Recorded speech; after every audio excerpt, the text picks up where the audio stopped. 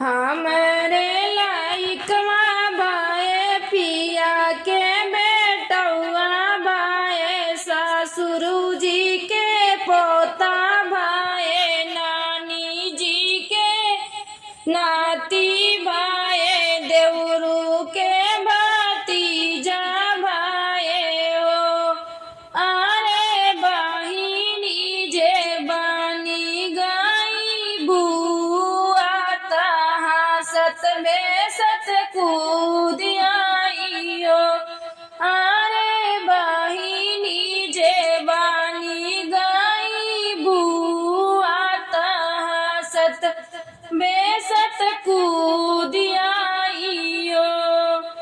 अरे नाना दीजे बानी गईनी बुआ रोनु की जोनु किया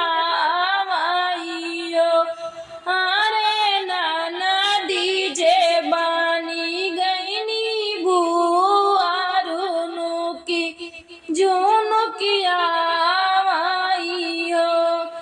चार बारा गेहूं पिसायन चलनी से हम चाल डारन चलनी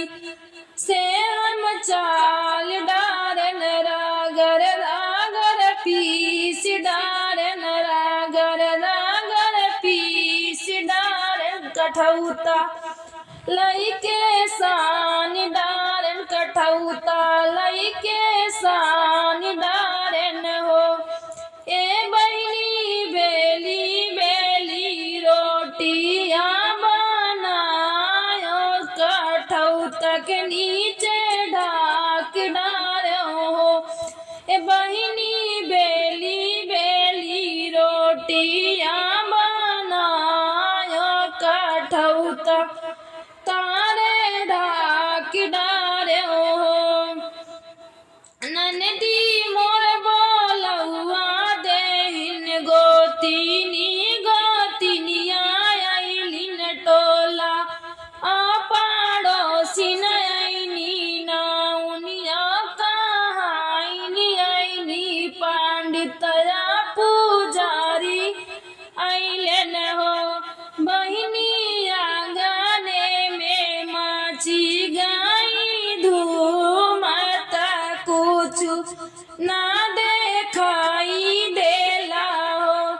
बहिनी आंगने में माची गई धूमत कुछ ना देखाई देला हो आंगन में सोहर हो वैला गए ननदी मोर नाच लागिन ननदी मोरी नाच लागिन गोती जे गावै लागिन गोती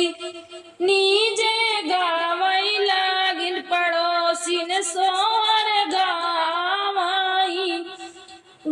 ननदी खुश नाचाइयो ए बहिनी पड़ोसिन सब सोहर गावाई ननदी खुश नाचाइयो नाचत गावत थाक गईनी सब जानी बैठी गईनी सब जानी बैठी गईलियो ए बहिनी आई गईले भोजन के टाइम तो सब जेवनारी बैठे हो ए बहिनी आई गईली भोजन के टाइम तो सब जेवनारी बैठे हो चार रोटी नाउन दी हो चार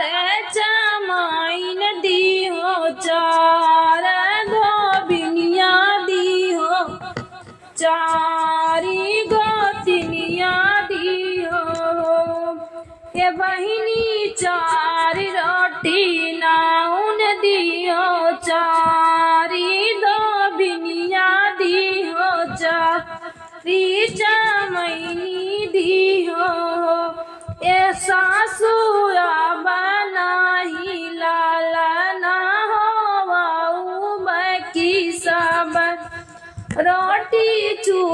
की गईनी हो।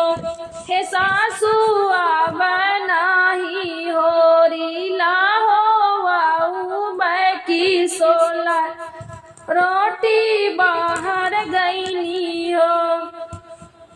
इतना बचन जब सासू सुनी माने मन गरियावे लागिन धोती फुफुनी खोल लागिन आंगने में लाड़ लागिन आंगने में लाड़ लागिन हो। इतनी बचन जब सासू सुने माने मन गरियावे लागिन धोती फुफुनी खोलाई लागिन आंगना में लाड़ाई लागिन हो। हे बहिनी सासू मोरे मारे ली तनवा करे जा मोरे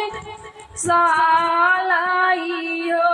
ए बहिनी सासू मोरे मारे ली तनवा करे जा मोरा सालाई हो। पतरे के तू बिटिया हाऊ पतरे के नातिनी हाऊ पतरे के नातिनी हाऊ हो। हे बहुअर पतरे कहाऊ तू बहिनिया त सोला रोटी गिने बैठू हो। ए बहुअर पतरे कहाऊ तू बहिनिया त सोला रोटी गिने बैठू हो। हमरे लालनमा भैले तोहारे सजनमा भैले तोहारे सजनमा भैले हो।